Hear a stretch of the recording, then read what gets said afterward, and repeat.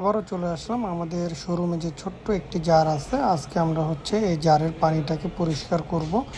একদম ময়লা হয়ে গেছে, তাই আমরা প্রথমে মাছগুলোকে আলাদা করলাম। এটা হচ্ছে আমাদের গাপ্পির পেয়ার, এটা হচ্ছে আমাদের দ্বিতীয় পেয়ার জেব্রা অরেঞ্জ কালার যেটা।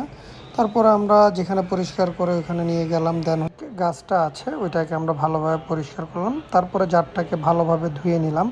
তারপরে হচ্ছে আমরা পাথরগুলো পরিষ্কার করব, কারণ পাথরগুলোতে প্রচুর প্রচুর প্রচুর পরিমাণ ময়লা। তাই আমরা পাথরগুলোকে একটু ভালোভাবে পরিষ্কার করব। আমরা একমুট করে নিচ্ছি ভালোভাবে, এগুলোকে ওয়াশ করে সাইডে রাখতেছি।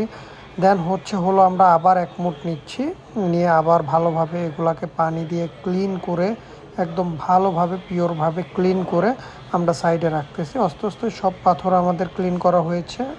জার এবং গাছ সবগুলাই আমাদের একদম প্রপারলিভাবে ক্লিন করা হয়েছে, একদম ফ্রেশ আছে। তারপর আমরা পাথর এবং টি দিয়ে জারটাকে সেট আপ করলাম, তারপরে পানি দিলাম। এটা হলো আমাদের গাপ্পির পেয়ার, মিক্সড গাপ্পির পেয়ার। আর এটা হচ্ছে আমাদের জেব্রা অরেঞ্জ কালার জেব্রার পেয়ার, মেল এবং ফিমেল। এখন আমরা মাছগুলোকে ছাড়বো। সর্বপ্রথম আমরা গাপ্পির পেয়ারটাকে ছাড়বো। গ্লাসের পানিটা সহকারে জারে ছাড়তে পারছি না, কারণ গ্লাসের পানিটাতে প্রচুর পরিমাণ ময়লা আছে। তাই আমরা হাতে নিয়ে প্রথমে আমরা আমাদের গাপ্পির পেয়ারটাকে ছেড়ে দিলাম, মেল এবং ফিমেল দুটাকে ছেড়ে দিলাম।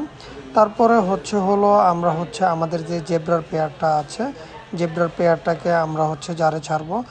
আগেই বলেছি যে আমরা পানি সহ ছাড়তে পারছি না, কারণ পানিতে ইউজ পরিমাণ ময়লা ছিল। তাই আমরা ফ্রেশ পানির মধ্যে ফ্রেশভাবে মাছটাকে ছাড়লাম।